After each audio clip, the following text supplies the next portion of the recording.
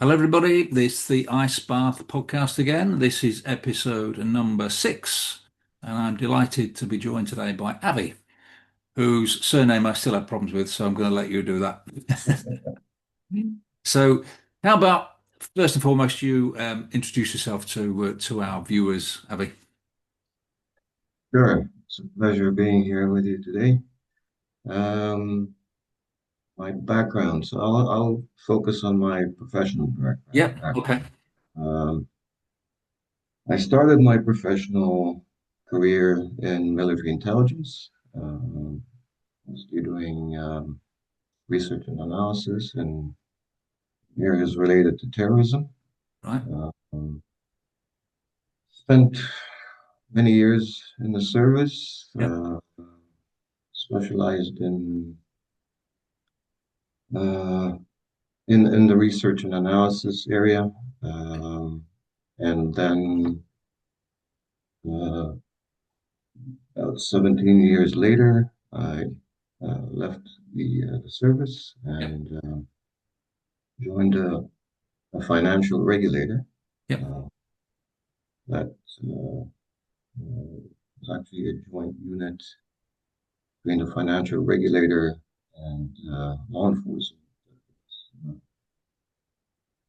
set up to combat um, organized crime in the capital markets. Okay.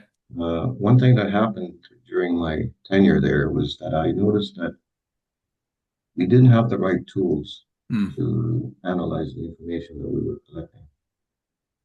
So I left the regulator, started my own software company, and developed a tool, analytical software that was uh, aimed mostly at government regulatory uh, institutions, Mm. uh, and the goal was to help them collect information, analyze it, and visualize Yeah. it. We also um, developed a semantic search engine, which at the time was quite new. Yeah. After a few years of doing that, I joined the banking sector. Spent almost 8 years with major banks in North America, doing what I always did, which is intelligence research and analysis. Mm. This time the context was followed, but maybe we will probably talk about it later. The analytical process is basically the same. Yeah. So that's kind of, that's my background. Yeah. So, I mean, I used to sort of teach intelligence and analysis, and I found it fascinating. I mean, and I think you probably like me, like it's about solving problems, isn't it? It's about finding an easy way to do it as well. And I think the thing that gets missed an awful lot is the value of graphically describing information. Yeah, one of the first uh, taglines, terms that I was used to when I joined the military was the intelligence picture. Yeah, yeah, And, I think most law enforcement, government people, we use that. know, yeah, they're aware of the term. But I actually took it literally Yeah, because for me it was very important not only to have the information, but actually to visualize it. yeah, And going back to the company that I found, one of the major modules in that application was the ability to visualize information and intelligence in real time yeah, with both structured and unstructured information. So for me, it was a real, that was the intelligence picture, right? yeah, yeah, absolutely. And I always think about that sort of light bulb moment that, and I can think of numerous times when I've used charts on investigations, for example. But when you and I first spoke and you told me about the search engine, which was called Clues, C-L-U-Z, I remember using that on courses probably 2012-ish. yeah, and it was groundbreaking. And everybody we showed it thought, "Wow, this is brilliant." And you put a search in, you had the option to click on something, a little chart appeared, and it just made it so easy. Um, yeah. The nice thing about that solution was that it was also interactive, so it wasn't a yeah, static visualization. You could just click on any entity in the chart, in the link analysis chart, yeah, and you could get that entity's yeah, uh, uh, link analysis. yeah. So it's No, its own, tremendous. No, yeah. So uh, definitely visualizing intelligence and yeah, information yeah, is crucial. And just one other thing, Hmm. it was the wow factor. Yeah, yeah. No, I agree. A lot of people at the time it was not very popular, Yeah, yeah, and it really kind of raised some brows. yeah. And I know from my time in policing that for some, particularly senior officers, they would say, "Oh, it's about pretty pictures." Well, it's not about pretty pictures. Yeah, Yes, they are pictures, but it's about making it so much easier to interpret. And if you look at things visually, most human beings actually deal with that far better than reams and reams of text. So that's what makes it. And then having that ability to interpret the data in that way is phenomenal. And yeah, I know it's used an awful lot in things like interpreting mobile phone calls and cell mm, site data. mm, Tremendous. And I've used it during training. We were teaching problem solving, trying to understand what was going on at a location. And when you started looking, the time screamed out at you, the location, and it was yeah, just great yeah, stuff. yeah. Yeah.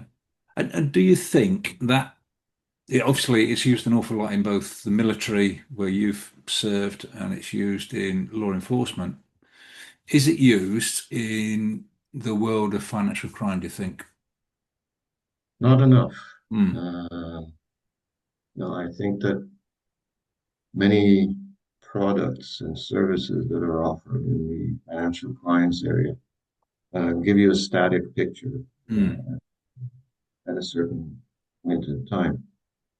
Uh, the ability to visualize the information and continuously search for new links and nodes, it's invaluable. It's Yeah. really it allows you to really see the intelligence picture on an ongoing basis Yeah. and in real time. Yeah. Yeah. So It's something. It's. If you've got that at your fingertips, then you are way ahead, I think. yeah, So, so looking at your time in, yeah, you've worked both sides of the fence, really, haven't you, in terms of financial crime? So you've been worked for the regulator, right. worked in banking. What was the difference between those two areas of employment?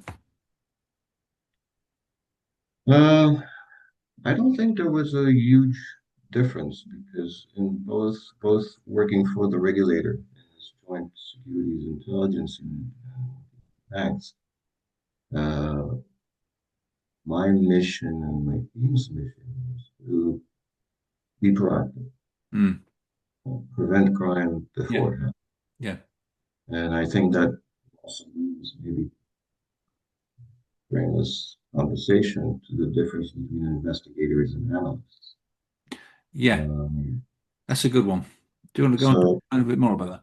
yeah, so again, during my career, I focused on prevention, Yeah. uh, on taking action before something happens. Yeah.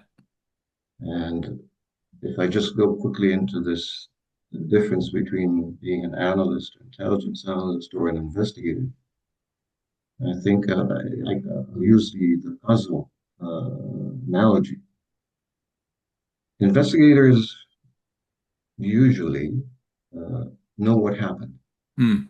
They're looking back at in history. Yeah. So it's like having a box, puzzle box, with the picture on the lid, and you have all or some of the pieces in Yeah. the box, and then you start piecing up. the pieces and adding pieces that are missing, but you have a framework, Yeah. the event that happened. Yeah. When you're when you're looking at intelligence, the puzzle box looks very different. Mm. Uh, there is no picture on the lid, Yeah.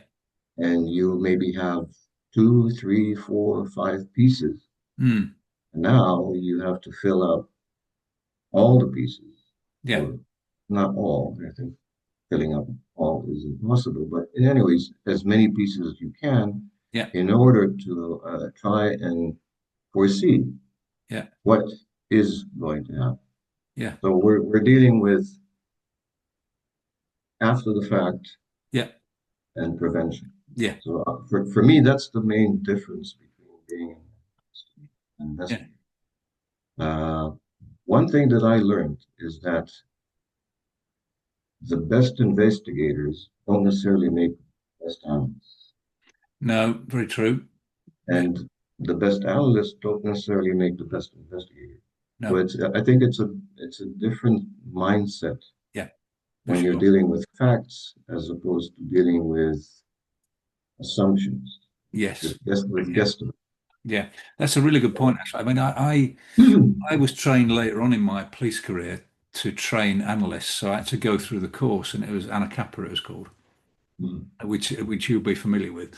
And one of the things I really struggled with was inference, because I'd been used to working with facts and evidence for all these years, and now you're asking me to make a guess about what has happened, which we do all the time, I think, as investigators. But it was you had to. I really struggled with it for a while, but I got my head around it in the end.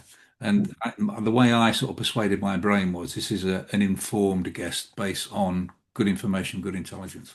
But yeah, it's a fascinating world. yeah, and I also think that one of the other differences is that in some cases you're dealing with raw data.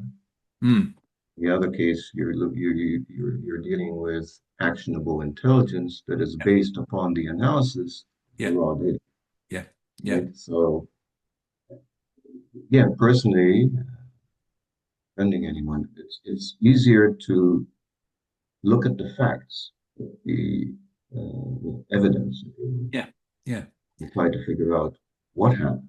yeah. It does take a particular skill set, I think, and Yeah, um, and with an analyst, you sometimes start with nothing. You start with a scrap of, just one piece of information, and suddenly you build a whole story around it, yeah, which maybe uh, no. Uh, being an intelligence analyst is a dangerous profession mm, because there are lots of failures, yeah. which you know, people let you know when you're wrong. Oh, yeah, and they won't tell you when and it's a backroom job when everything goes right because the Right. yeah, And when something goes right, everybody yeah, says, yeah, of course we knew that. yeah, I know what you mean. We used to I used to deliberately, as a DI, put the analysts working with an investigator. Yeah.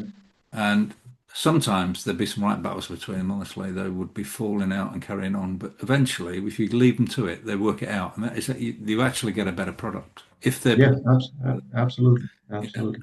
and they get to understand each other a little bit better. But Yeah. yeah, there is a difference for sure. What do you think is there any other differences that are evident to you in that sort of space? The way they think or, Uh, well, I think there are certain core skills are needed Hmm, by analysts that some of them are a bit fuzzy. yeah, Uh, of course, you have to have the ability to turn raw data into actionable intelligence. yeah, yeah, yeah. But that's something you can actually learn. Um, there are things that are not easily learned. Hmm, They're more related to the personality, the world experience, yeah, um, uh, their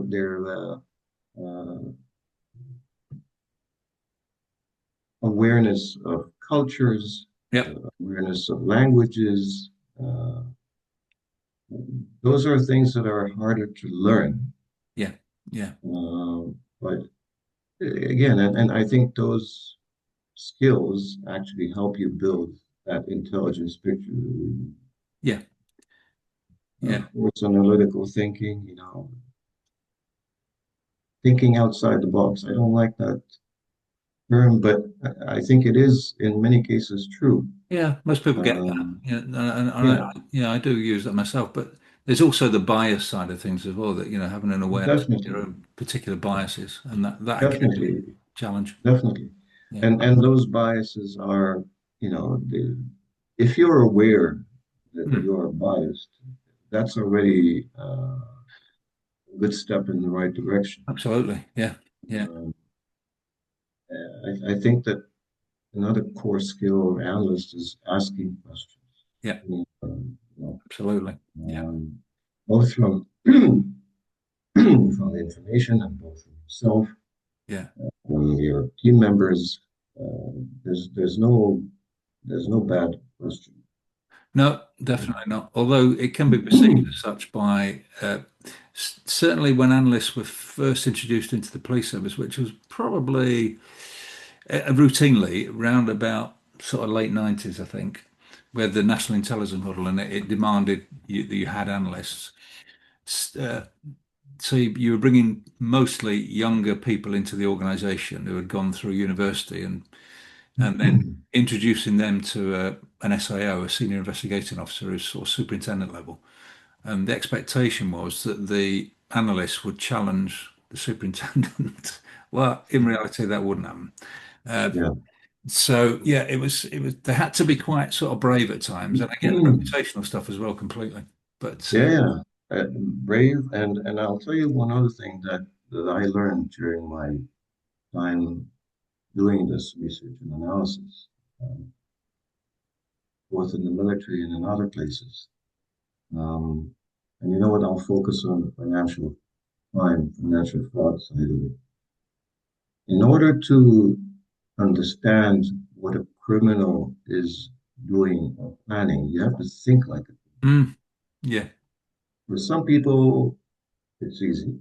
yeah, For yeah, some yeah, people, yeah, for yeah, some people, it's not. And yeah, I remember the early days when I was in intelligence, and I was asked to come up with a hypothesis, yeah, a guesstimate of what the next move of, let's say, a uh, brigade commander in some military.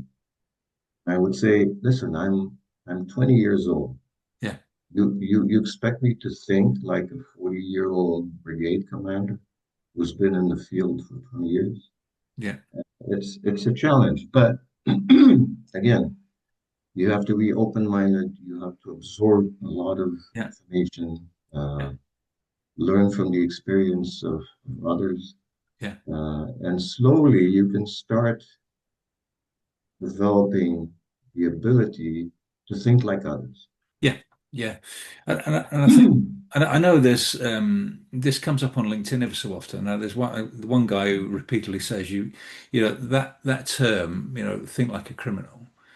If you've never been one, you don't know. Well, I'm not sure if you've been dealing with criminals, you have an understanding. You might not think them, but you can second guess what they're going to do because Yeah, you get to know how they behave. yeah, So, and having that knowledge is you know, it's like it's an additional strength, isn't it? it is. I think it's very important. Yeah, And again, there are ways to achieve that or get yeah. close to it. It's not an easy process. No, no, Definitely, I would say that having an academic background doesn't necessarily no, guarantee, some, no. And I think I do see the term analyst banded Mhm. around a little bit too much. That Yeah, organisations employ people as analysts. For me, the difference is, yes, you might be an analyst, but are you an intelligence analyst? yeah, There's a little bit of difference there, in my there is, yeah, there is. yeah. So before we sort of close, then everything we've spoken about is very, very relevant. I think we share the view in the world of financial crime and what's going on right now. So what could be improved by using intelligence and analysis in a more informed way in this work? Because you've already identified it's not being used properly. So what could be done by whom and what? Well, I think that AI is changing Hmm. the way we do analysis, Yeah, even and also intelligence analysis, whether it's in the financial world and crime and terrorism. yeah, We now have a tool that can collect information in milliseconds. yeah, very quickly. Yeah, That's a great advantage. yeah, The fact that AI bots still hallucinate and the information that you're getting is actually based on training data that they are uh, absorbing. yeah, Uh, it's still a great tool to build the foundation of an hypothesis. yeah, It doesn't mean that you then take that information provided by the bot and provide it to a customer. No, I think yeah, it's a huge mistake. It's dangerous. yeah, It's irresponsible.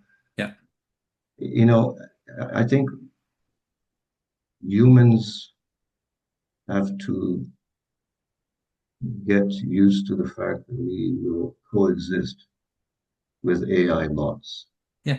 And the faster we get used to the fact that I don't want to call it a partnership Hmm. because I don't want to give AI human traits, Yeah, but it is some kind of partnership where you have a tool.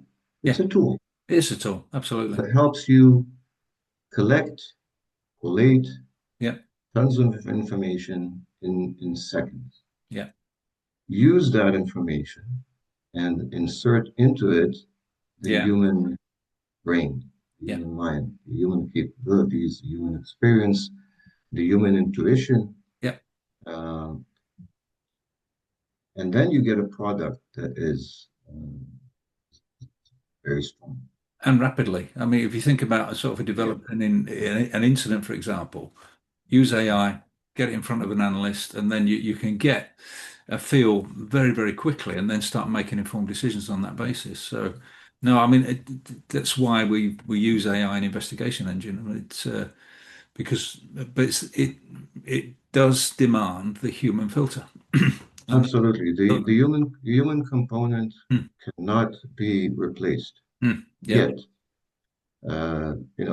Maybe we'll talk about it some other time, but even intuition, which yeah, I think is a great tool for yeah, intelligence analysts, um, there are kind of signs out there that AI bots can develop intuition, but it's more of a mirror.